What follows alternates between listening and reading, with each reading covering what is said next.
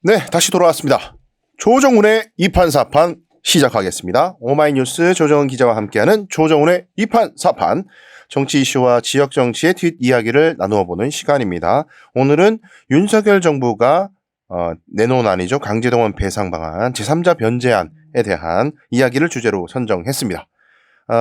함께 해주실 분은요, 대한변호사협회 일제 피해자 인권특위원장이자 저희 친애하는 민변, 존경하는 민변 선배님이신 최봉태 변호사님 초대해서 주제에 관한 이야기 나눠보도록 하겠습니다. 각자 소개 부탁 올리겠습니다. 기자님 먼저 소개해드릴까요? 안녕하십니까. 오마이뉴스 조정훈 기자입니다. 오늘 이 변호사님 두 분하고 같이 얘기를 하려고 하니까 양변이네요. 아무튼 재밌는 얘기 많이 부탁드리겠습니다. 네, 반갑습니다. 최봉태 변호사님 인사 올리겠습니다. 예, 반갑습니다. 최봉태 변호사입니다. 아유, 반갑습니다. 자, 오늘 할 얘기가 많고 시간 한정돼 있어서 빨리빨리 이야기를 나눠야 될 것 같습니다. 먼저 조정훈 기자님, 어쨌든 강제동원 배상, 제3자 변제안, 여전히 갑론을박이 이어지고 있고, 저도 참 여러 방송 나가가지고 토론을 하고 패널로 출연을 했는데, 지금 여야의 정치권 입장은 사실은 이게 한일 관계를 정리하는 화해 아니면은 논쟁이 없어지고 이제 봉합으로 가야 되는데 논쟁이 더 커지고 있는 것 같아요. 아, 그렇죠. 전혀 봉합이 안 되고. 정치권의 지금 입장은 어떻게 됩니까? 네. 정치권 입장은 아무래도 진영 싸움으로 지금 계속 되고 있는 것 같아요. 윤석열 대통령과 정부 그리고 국민의힘에서는 네.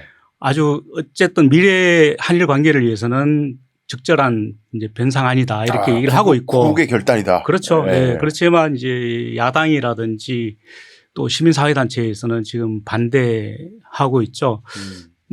지금 우리 대구에서도 전문가 집단 그리고 시민사회에서도 시국선언이 계속 나오고 있잖아요. 네. 이런 상황으로 봐서는 윤석열 바로 퇴진해라 이런 얘기도 나오고 있는데 우리 최봉태 변호사님께서도 시국선언에 동참하셔서 네. 일제시대 때 좀 친일파를 보는 것 같다 이런 말씀도 하셨잖아요. 변호사님 어떠십니까? 저는 윤석열 대통령이 아주 반갑고 고맙게 생각하고 있습니다. 왜 그러냐면 우리가 얼마 전에 JTBC인가 네. 재벌집 막내 아들인가 보면 송중기 씨 이야기가 나오잖아요. 네. 보면 이제 이 양반이 몇 년 전으로 돌아갔다가 그래야 이제 여러 가지 이제 대통령 선거 다음 누구 살죠 다 맞춰버리고 이래가지고 아주 재벌이 되는 그런 네. 이야기 나오는데 저는 평생 살아가지고 제가 일제시대 때를 경험을 못했거든요.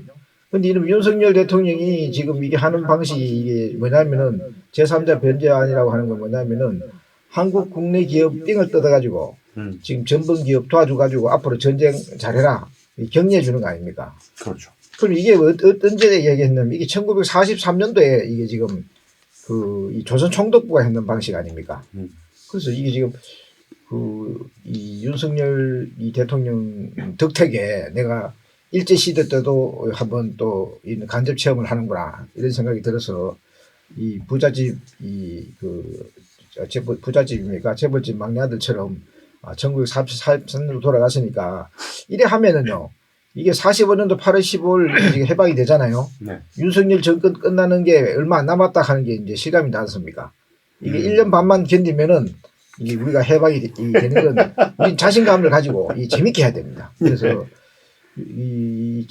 지금 일제시대 때 43년도로 돌아갔으니 이제 친일파가 될 것인가 아니면 독립운동을 할 것인가 둘 중에 하나를 선택을 해가지고 아마 대부분 다 이제 독립운동을 할 것 같아요. 왜냐?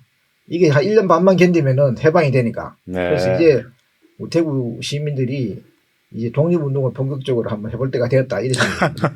이런 맥락에서요, 변호사님께서 13일에 국회 외통위 전체회의에 참고인으로 출석하셔가지고 대통령이 대법원 판결을 무시한 것은 탄핵 사유다라고 말씀하셨는데 제가 보니까 이제 대통령 생각은 이건 것 같아요. 제3자 변제안은 절묘하게 대법원 판결도 존중하면서 피해자 입장, 일본 입장을 다 아우르는 묘수다. 이런 생각을 하는 것 같아요. 어떻게 생각하십니까? 예. 말이 안 되는 말이죠. 네. 지금 제3자 변제라는 거 우리 강 변호사님도 잘 아시다시피 이게 민법상에 보면은 이게 당사자 의사에 반해 가지고는 지금 할 수가 없도록 되어 있고 이해관계 없는 사람들 같은 경우에는 이 채무자 의사에 반해서 할 수 없도록 돼 있지 않습니까? 그러니까 이거는 지금 우리 일제 피해자들이 지금 이번 부분에서 안 된다고 공개적으로 이야기하고 있는데 그건 분명히 채권자 의사에 반하는 거 아니에요. 그리고 문제는 이제 채무자 의사에 이제 반하냐 안 하냐 문제인데 이게 지금 일본 기업들 같은 경우는 당연히 이거는 그 의사에 반하죠. 왜 그러냐면은 이 강제동원에 대해 가지고 일본 회사들은 인정을 안 하고 있지 않습니까? 그러면은 자기도 인정하지 않는 채무에 대해 가지고 제3자가 갚으려고 하면은 갚지 마라 이렇게 해야 될 거 아니에요. 왜냐? 갚게 되면 구상권이 생기지 않습니까? 그 구상권이 생기면은 힘없는 피해자보다도 힘없는 한국 정부라든지 관련되는 재단이 구상권 행사하게 되면 일본 기업들 입장에서는 훨씬 더 불리하지 않습니까? 그러니까 이거는 채무자 의사에도 반하는 거거든요. 그러니까 법적으로 안 되는 걸 갖다가 지금 대통령이 마치 대법원 판결하고 이 지금 뭐 잘 이렇게 좋아한다 하는데 이거는 그렇게 이야기하면 안 되고요. 그거는 술 취했으면 그런 이야기 하도 돼요. 맨정신에 그런 이야기 하면 안 되고. 이거 지금 무법천지로 지금 대통령이 끌고 가는 거니까 지금 우리 헌법이 있는 나라 아닙니까? 상권 분립이 나라 아니에요. 법을 다 지켜야 되거든요. 대통령이라도 법은 지켜야 되는 거거든요. 그러니까 법을 안 지키고 무법천지로 끌고 가면 탄핵할 수밖에 없죠. 그러니까요. 그래서 제가 여기서 이 방송을 보시는 분들이 그러면 우리나라 대법원 판결이 뭐길래 이렇게 얘기할까. 그래서 판결문을 제가 또 가져와 봤습니다. 네, 소개 좀 해주시죠. 좀 읽어드릴게요. 2018년 10월 31일 날 선고한 대법원 판결인데 청구권 협정의 협상 과정에서 일본 정부는 식민 지배의 불법성을 인정하지 않은 채 강제동원 피해의 법적 배상을 원천적으로 부인하였고 이에 따라 한일 양국의 정부는 일제의 한반도 지배의 성격에 관하여 합의에 이르지 못했다. 즉 그 일본 징용에 대해서 합의를 하지 않았다는 거죠. 그리고 65년도인가요? 그 김정필이 그때 당시에 한일 합의를 했을 때 대한민국 정부가 피징용자의 정신적 육체적 고통에 대한 보상을 언급하였고 그 보상으로 총 12억 2천만 달러를 요구한 사실이 있지만 정작 청구권 협정은 3억 달러로 타결되었다. 이렇게 돼 있거든요. 나머지 9억 2천만 달러는 주지를 않았다는 거죠. 그렇기 때문에 결국 그 요구액에 훨씬 미치지 못하는 3억 달러만 받은 상황에서 피징용자의 위자료 청구권도 청구권 협정의 적용 대상에 포함된 것이라고는 도저히 보기 어렵다. 이게 대한민국 대법원 판결입니다. 그러니까 우리 판결의 의미를 또 추가적으로 제가 좀 말씀을 드리면은 일단 쟁점이 됐던 것이 예전에 그 한일 청구권 협정 때문에 더 이상 이제 한국 국민들은 일본이나 일본 기업의 어떠한 권리도 행사할 수 없다라는 것이 일본 측 논리였는데 우리 법원이 명시적으로 그건 아니다.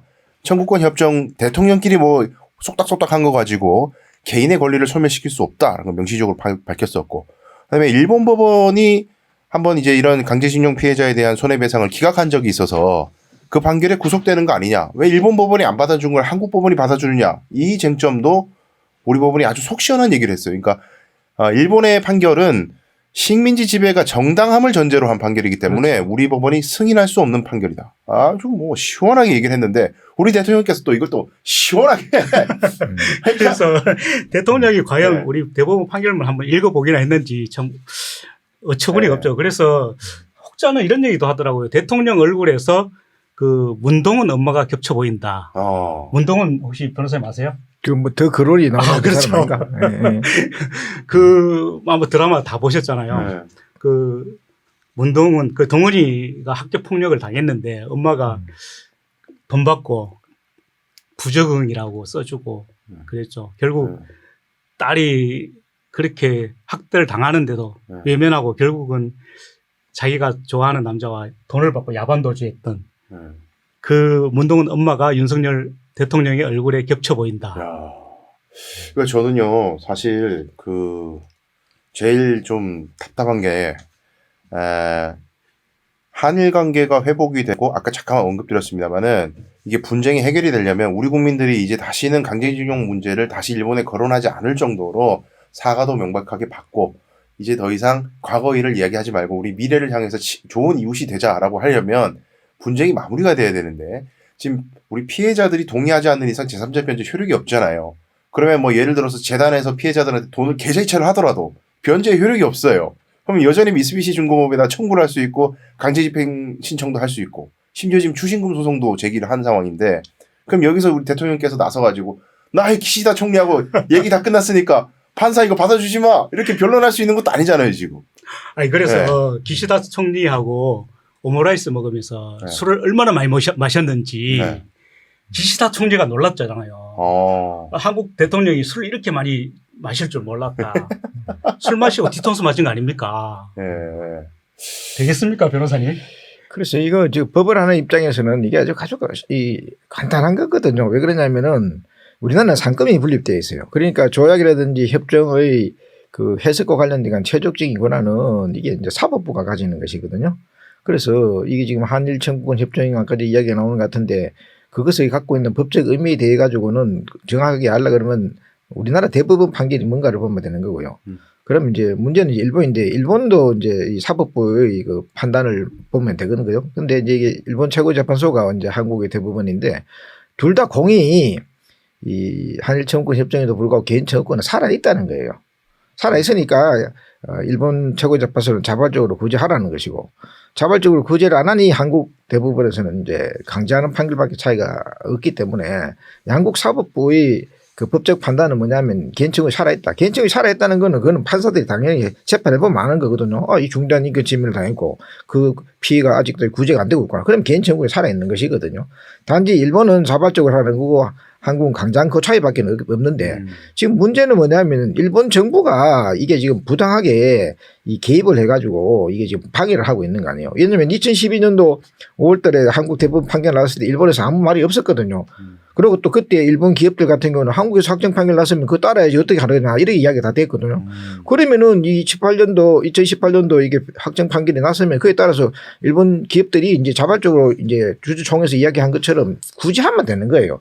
그런데 방해를 누가 했냐면은 일본 정부가 부당하게 개입을 해가지고 화해를 못하도록 방해하고 있는 거예요. 그러면 우리 정부가 해야 될 일은 뭐냐면은 왜 너희들 2012년도 우리 대법원 판결 났을 때는 말도 안 하다가 지금 뒤늦게 왜 그 화해를 이렇게 지금 방해를 하느냐. 이 지금 일본 최고재판소에 따라서 자발적으로 구제하는 일본 기업들을 구제하도록 막는 거는 그거는 일본 최고재판소 판결을 일본 정부가 이게 훼손시키는 거니까 법치 국가에서는 있을 수 없는 일 아니냐 해서 이 지금 아베를 설득을 하고 기시다를 설득을 해가지고 양국 사법부 판결이 관철되도록 그러니까 법치주의가 강화되도록 이렇게 하는 게 우리 외교의 기본적인 방향인데 이 대통령이라는 작자가 거꾸로 지금 가가지고 마치 우리나라 대법원 판결이 문제가 있는 것이냐 이렇게 양보를 한다는 것은 일본이 무법천지로 가는 건 이해를 해요. 왜 무법천지로 가냐 하면 또 전쟁하고 싶으니까. 그런데 한국이 왜 전쟁하는 일본을 따라가가지고 또 전쟁 도와주러 갑니까? 지금 일본 정부가 왜 방해하느냐. 그거 간단하거든요. 이 전쟁에 참가했던 그런 기업들, 협력했던 기업들에 대해 조금이라도 부담을 주면 안 된다. 왜냐? 또 전쟁하고 싶은데 그 부담을 줘버리면 또 전쟁할 때 도움을 안 해줄 거 아니에요. 그러니까 또 전쟁하고 싶은데 그러면은 이 부담이 되는 일체의 행위를 하지 못하도록 지금 방해하고 있는 건데 우리 정부가 그에 따라간다는 건 뭐냐면 침략 전쟁을 할 때 또 우리가 따라가서 도와주겠다는 거예요. 이 정신 나간 그런 외교 정책이죠. 그러니까 이게 중요한 말씀이신데 미쓰비시 중공업 쪽에서는 판결 이후에 그냥 우리 그냥 변제하자. 당연하게 그런 뜻이 있었다는 거잖아요. 그렇죠. 당연히 사제에 관련된 문안도 다 냈지 않습니까? 네. 그러니까 이게 지금 민간 기업과 민간인 사이의 민사 소송이고 민사 소송의 결과를 정부가 나서 가지고 주지 마라. 그리고 또 대한민국 정부는 또 구상금 청구도 하지 않겠다. 왜 구상금 청구를 국가가 하는 게 아니잖아요. 민간 기업이 재단에 출연한 민간 기업이 할 수 있는 건데 이게 지금 민사 문제를 정부가 자꾸 나서가지고 해라 마라 하는 게. 그러니까 대통령이 사실 뭐 법조인 출신인지 그것부터 참 의심스럽고. 원래 근데 검사를 오래 하면은 민사는 잘 까먹습니다. 아, 그래요? 아니, 어쨌든 지금 외교라는 게 어음은 없어요. 현찰 박치기란 말이에요. 근데 우리는 일본에 현찰을 주고 어음도 못 받았거든요. 근데 지금 윤석열 대통령의 지지율은 저번 1일 날 갤럽 조사에서 30%인데 기시다 총리는 그 정상회담 전에 지지율이 20%였어요. 근데 지금 50%로 올랐어요. 일본에서는 현찰 받았으니까 얼마나 좋은 일입니까? 근데 우리 국민들은 지금 분노하고 있거든요. 이걸 좀 정부가 좀 알아봐 줬으면 좋겠죠. 자, 근데 지금 일본 국민들 여론조사를 제가 어디서 봤던 일본 언론에서 한 여론조사를 봤는데 이번 그 제3자 변제안으로 이 한일 관계 분쟁이 종식될 거다. 뭐 분쟁이 잘 마무리될 거다라고 기대하지 않는다. 그렇죠. 기대하지 않는다가 훨씬 많더라고요. 70% 가까이 되는 것 같던데. 네. 그러니까 일본 국민들도 기대를 안 하는 것 같아요. 지금 대한민국 정부. 근데 저는 좀 궁금한 게요, 변호사님. 이게 저 외교적으로 윤 대통령이 정말 그 안이 묘수라고 생각을 했으면은 우리 피해자들 동의를 먼저 받고 제3자 변제에 대해서 적어도 동의를 받은 채로 일본한테 제안을 했어야 되는 전 순서가 완전히 잘못된 것 같거든요. 동의도 안 받아놓고 일본에 먼저 던진 다음에 피해자 동의는 이제 설득해 나가겠다. 근데 설득이 될 리가 있겠습니까? 묘수라고 한다 그러면 예. 묘수라 그러면은 이제 일본의 침략 전쟁에 한국이 도와주겠다 하는 데는 묘수가 되겠죠. 그런데 그거는 제가 봐서는 묘수라 할 것도 없고요.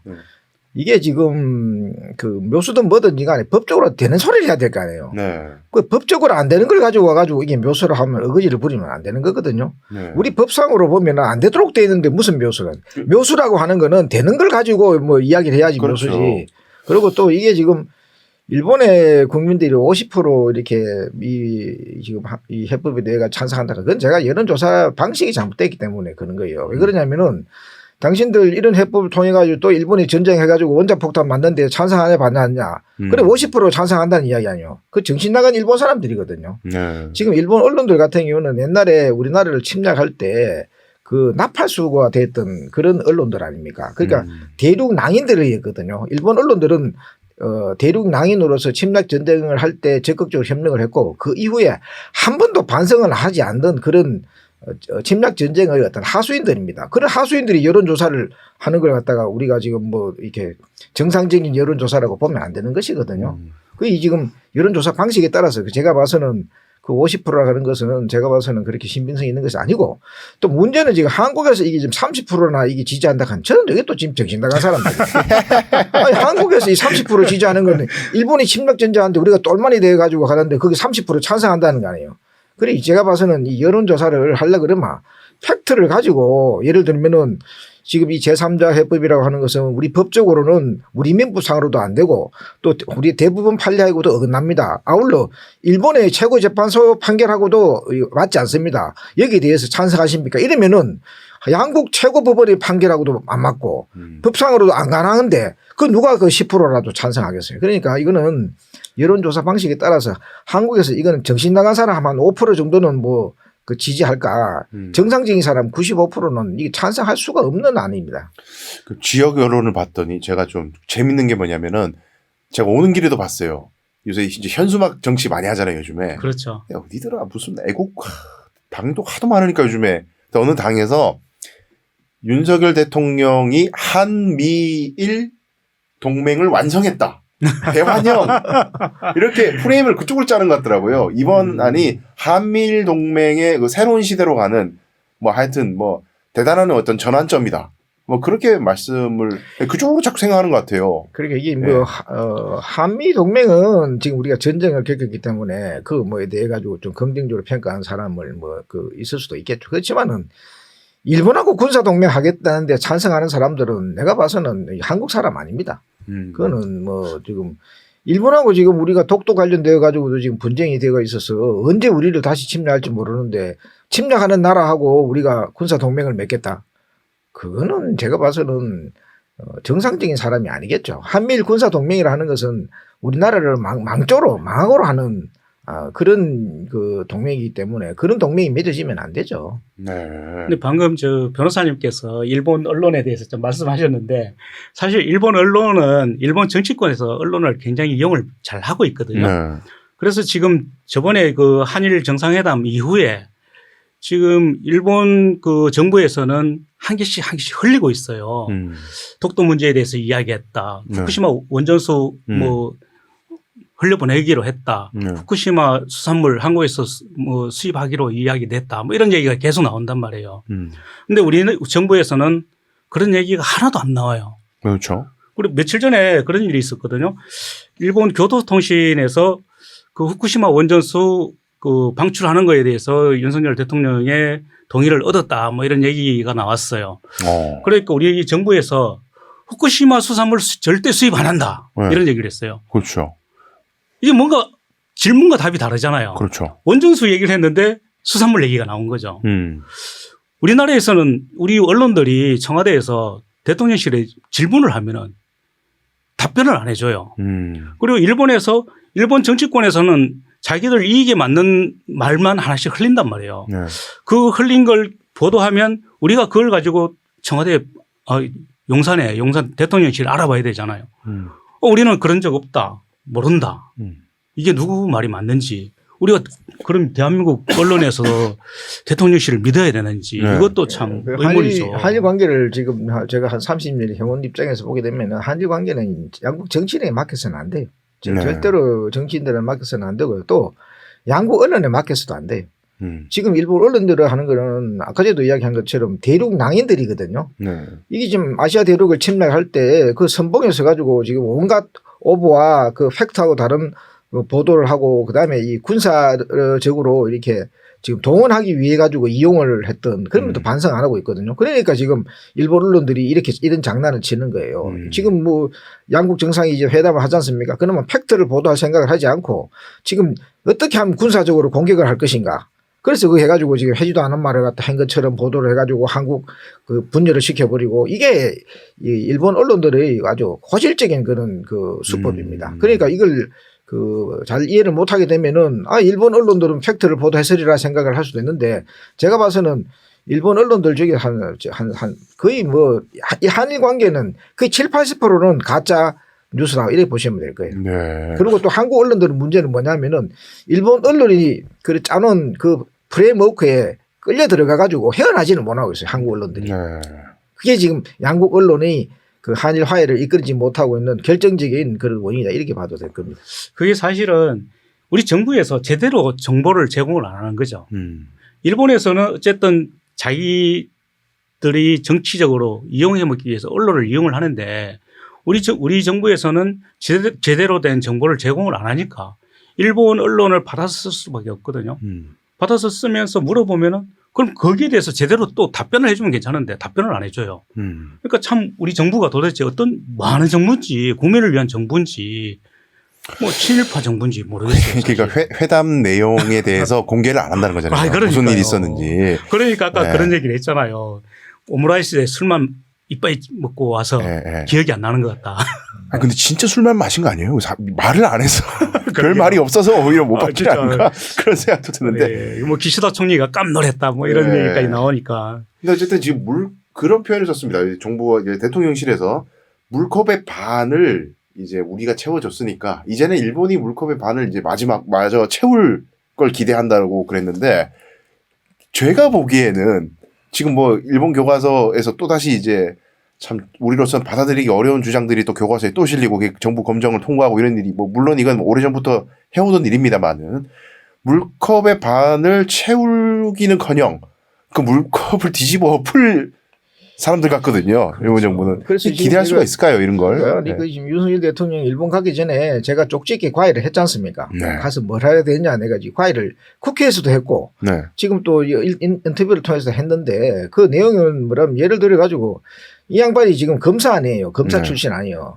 그러면은 일본에 가가지고 술도 한 잔 먹었겠다. 그러면 술 취하면은 좀 호기가 나올 거 아니에요. 네. 그러면 야 일본 내가 검사 출신인데 너 우리 명성황후를 그 살해한 칼을 갖다가 아직도 신사에서 이 떠받들어 이렇게 복납해가지고 모시고 있다 하는데 이게 문명국가에서 그게 가능하냐? 내가 검사이기 때문에 그 칼 그 범행의 사행도 흉기니까 그 압수를 하러 왔다. 좋은 말 할 때 그 좀 협조해 주라. 술 한 잔 먹고 좀 이런 이야기를 하든지 아니면 너의 뭐 독도 돼 가지고 너 자꾸 시비 걸면은 내가 북쪽에 연락해 가지고 그 핵무기를 갖다가 일본 천황 사는 그 동네에 터뜨려 가지고 동경에 있는 시민들은 안 다치도록 하되 천황은 박살을 내겠다. 너 독도에 돼 가지고 시비 걸면은 우리 그냥 용서 안 한다. 이런 술 한 잔 먹으면서 이런 이야기를 지금 하면은 그 일본 애들이 술을 먹다가도 정신이 번쩍 들 거 아니에요. 이게 잘못하다 보면은 이 원래 탈리오 법칙이라는 게 있잖아요. 네. 탈리오 법칙은 뭐냐면 똑같은 보복을 하는 거 아니에요. 그러면 그 칼을 갖다가 원래 그 쿠시다 신사에 있는 칼을 가져와가 지금 일본 천황 마누라를 목을 베고 그래 가져오는 게 그게 탈리오 법칙 아니에요. 아니, 그렇게 해가지고 간단히 순하게 민다든지 아니면 지금 그 독도에 시비 걸잖아요. 너 독도 시비 걸면 내가 우리 북쪽에 전화해가지고 그 지금 히로시마 나가사키 터뜨리면 안 되고 왜냐하면 이 선량한 일본 사람이 다치면 안 되잖아요. 하지만 전범 중에서 최고 전범 반성하고 있는 전범 있잖아요. 그 동네 그 동경 중에 있는 딱 이 중간에 보면 호수도 있으니까 그 탁 터뜨려 가지고 박살을 내버리면은 하겠다 이래 이야기하면 일본 애들 실감 날 거 아니야. 왜? 지금 뭐 일본 열도로 막 지금 미사일이 날아가고 있는 거잖아요. 그러니까 우리가 마음만 먹으면 할 수 있는 거지 못 할 게 뭐예요. 그러면은 독도에 돼가지고 시비를 안 걸 거 아닙니까? 그렇게 지금 술 한잔 먹고 말이지 좀 이야기를 하려고 하면 이렇게 속 시원한 이야기를 하고 와야 되지. 근데 그렇게 하라고 내가 지금 코치를 했잖아요. 근데 왜 말을 안 들어 그래. 그래 약간 극단적으로 말씀하셨지만 어쨌든 따끔하게 문제 제기할 거 문제 제기하고 대통령이니까 그렇죠. 따끔하게 뭔가 맺어질 거 뭔가 해야 되는데 아무것도 안 했다는 게 지금 문제 아닙니까? 그걸 범행의 사인들 흉기를 갖다가 압수해 오는 거는 이게 한만 술을 먹어도 검사의 직업적 본능을 해가지고 압수해 와야죠. 술 한잔 먹고 가다가 근데 지금 호텔에 가는 게 아니고 내가 압수하러 갑니다. 이렇게 딱 나가면은 기시다 수상이 뭐라 하겠어요. 아이고 그 칼 어디 돌려드리겠습니다든지 아니면 폐기하겠습니다든지 이렇게 했을 거 아닙니까? 예. 그러면 한일 관계가 얼마나 희망을 가질 수 있습니까? 그러게요. 참. 아이고 답답합니다. 그렇습니다. 혹시 지금 유족들이나 그 피해자 본인들의 입장이 계속해서 이제 제3자 변제안은 못 받아들인다는 동의 안 하겠다는 입장이 절대 다수잖아요. 제가 그렇죠. 알기로 일부 이제 이미 돌아가신 분들의 그 상속인들 같은 경우에는 분쟁이 너무 길어지고 송사도 길었기 때문에 이만 분쟁을 마무리했으면 좋겠다라는 의견도 일부 있지만은 당사자들 본인들은 뜻이 굉장히 확고한 것 같고 이게 돈 문제가 아니기 때문에 위자료금 몇 천만 원 받고 안 받고가 중요한 게 아니라 사실관계를 일본이 인정하는 게 중요한 거라서 뜻이 아마 바뀌지 않고 여전히 계속 굳어질 것 같은데 그러지 않는 그러니까 피해자들의 뜻이 마음이 풀리지 않는 이상 이 변제안은 실행이 될 수가 없고 변제안이 실행이 될 수 없다면 한일관계 회복 원하는 대로 당연히 될 수가 없을 것이고요. 이게 그렇게 되면 일본 입장에서 또 빌미를 주는 게 이건 뭐 대통령이 와가지고 그렇게 한다고 해놓고 또 안 되네? 그러면 뭐 우리 정부에 대한 신뢰도는 더 떨어질 거 아니에요. 그래서 대외적으로 또 굉장히 안 좋은 프레임을 씌울 수도 있잖아요. 그런 경우는 우리가 이렇게 설명하면 되죠. 우리는 일본 너희들하고는 다르다. 네. 다르기 때문에 우리는 민주주의 국가고 상권이 분립되어 있다. 그래서 대통령도 멋대로 못 한다. 그렇죠. 우리 주권자는 국민이기 때문에 우리 국민들이 법을 따라 가지고 해야 되는데 지금 이 대통령 방식이라든지 이런 거는 법에도 안 맞고 그거는 그런 식으로 와서는 이 채권 자체를 갖다가 소멸을 못 시키는 것이기 때문에 그거는 법치국 국가에서는 있을 수 없는 일이다. 그래서 이거는 너희들 나라는 좀 미개해가지고 상권 분립이 안 돼가지고 뭐 수상이 멋대로 평화헌법도 지금 무시하고 자기들 지금 군사 대국가 가겠다는 거 아니에요. 그런 그 법치주의가 제대로 안 되는 나라하고 우리가 법치주의 국가하고 우리하고 비교하면 안 되거든요. 그렇죠. 그래서 그 일본 국민들한테 설득을 해가 우리나라는 상권 분립되어 있는 나라 이것도 민주주의 국가이기 때문에 대통령이 우리 국민들 그 밑에 있는 그런 시스템이 민주주의 국가다. 그렇기 때문에 너희들은 천황이 일본 시민들 위에 있을지 모르지만 우리는 대통령이 우리 밑에 신분하는 사람이기 때문에 주권자가 안 되면 안 되는 거다. 그렇게 가르치면 되죠. 그래서 이 일제 피해자 문제는 아주 간단합니다. 어떻게 간단하냐 하면은 이게 지금 일본 정부나 일본 기업들은 일본 최고재판소 판결에 따라 가지고 자발적으로 구제하면 되는 거고요.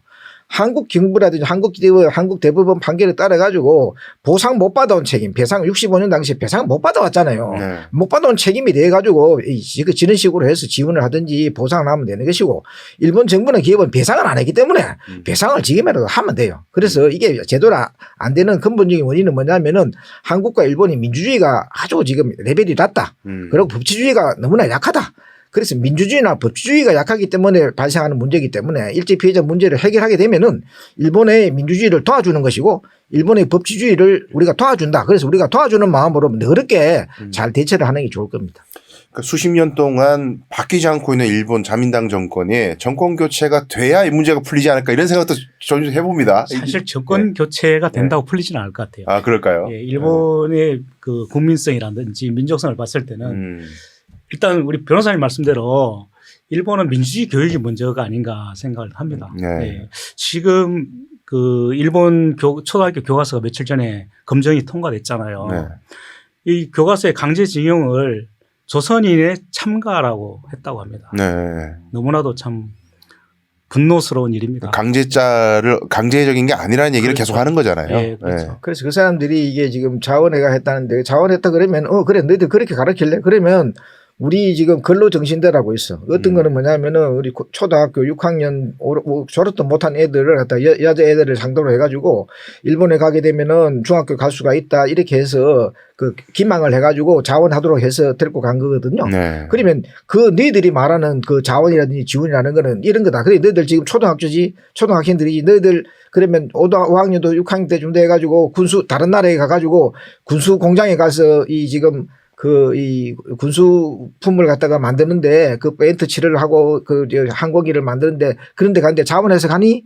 그렇게 이야기하면은 자동으로 교육이 되죠. 그러니까 일본이 이렇게 지금 국민들을 기망을 하고 또 전쟁의 길로 이끌려고 하면은 우리는 어떻게 해서라도 일본 국민들을 살려야 됩니다. 네. 그래서 살리려 그러면은 진실을 갖다가 우리부터 교육을 해가지고 일본 애들을 통해 가지고 교류를 해서 잘못된 교육에 속지 마라 이렇게 해서 우리가 그 일본 시민들 선량한 시민들을 갖다 도와줘야 될 거 아닙니까? 그래서 그게 한국과 일본이 장기적으로 해야 할 일이다 이렇게 봐야 되겠죠. 근데 이번에 보면 제3자 변제안 내용에 보면 일본 그 뭐 경제 단체에서 돈을 모아서 한국 젊은이들이 일본에 유학하는데 뭐 지원을 해준다 이런 내용이 있는데 이건 사실 친일파를 만드는데 지원해 주겠다는 그렇죠. 거거든요. 일본에서 한국에 오는 젊은이들에게는 지원을 전혀 안 해줘요. 이것도 상당히 문제라고 보거든요. 그럼 일방적으로 친일파만 만들고 친한파는 안 만든다? 그 지금 윤석열 대통령 아버지가 그런 케이스 아닙니까? 네. 그러니까 그 일본에서 돈이라고 하는 것이 얼마나 무서운 걸 잘 알기 때문에 그 돈을 해가지고 자기 그 얼마니를 만들어내겠다 하는 그런 심판이에요. 그래서 그 이 장학재단이라는 건 겉은 아주 화려하고 좋은 것 같이 보이지만은 이게 전쟁을 위한 그 사람들 전쟁에 그 적극 참여하는 인간들을 기르기 위한 그런 어떤 장학재단이냐 아니면 평화를 위한 재단이냐를 잘 구분해보고 평화를 위한 장학기금을 만들어야지 전쟁을 위한 장학기금을 만들면 안 되죠. 아마 과거사에 대한 사과를 전제로 한 피해 배상을 부정하다 보니까 미래 세대를 위한 청년을 뭐 지원한다 여기는 괜찮은데 과거에 대한 배상이라는 성격을 좀 희석하고 싶은 의도도 제가 봐서는 그런 싶어요. 재단은 네. 감미가제를 만들겠다는 거겠죠. 감미가제를. 우리 방송 러닝 타임이 다 됐기 때문에 이만 마무리를 해야 되는데 끝으로 우리 기자님 변호사님 뭐 마지막으로 그래도 이 말만은 꼭 오늘 방송에서 해야겠다라는 말씀 마지막으로 좀 부탁드리겠습니다. 예, 윤석열 대통령께 부탁드립니다. 다음에 일본 갈 때는 꼭 최봉태 변호사님한테 학습을 꼭 받으십시오. 변호사님. 뭐 4월에 지금 윤 대통령이 지금 미국 가고 그다음에 이제 5월 달에 이제 G7 히로시마 간다 또 쪽지기 과외를 하겠습니다. 네. 먼저 우리 한국인 움푹 피해자를 만나세요. 만나서 그 미국에 가서 지금 한국인 움푹 피해자가 무슨 죄가 있느냐. 그런데도 너희들 왜 사죄하고 그 배상을 하지 않느냐 한 말씀 하시고 네. 그다음에 이제 5월 달에 히로시마 가시면은 기시다 수상하고 핵 금지 조약이 체결되었기 때문에 우리가 모범적으로 핵 피해자를 많이 가지고 있는 한국과 일본이 제일 먼저 이 핵 금지 조약에 가입을 해가 핵무기 없는 세상을 만드는 데 앞장서자 그렇게 당당히 이야기해서 정말 일본에서 좀 인기가 좀 많이 받으시면 좋겠어요. 네. 마지막 일본 가기 전에 쪽지기 과외를 한 번 더 하니까 특히나 핵 피해자 꼭 만나가지고 이번에는 좀 제대로 좀 내 말을 좀 들어줬으면 좋겠어요. 우리 대통령실 반드시 뉴스민 이 영상을 유튜브 링크를 우리 대통령께 텔레그램으로 꼭 보내주시길 바라겠습니다. 대통령께서 영상을 보시고 부디 최봉태 변호사님의 과외를 깊이 생각해 보시기 바라겠습니다.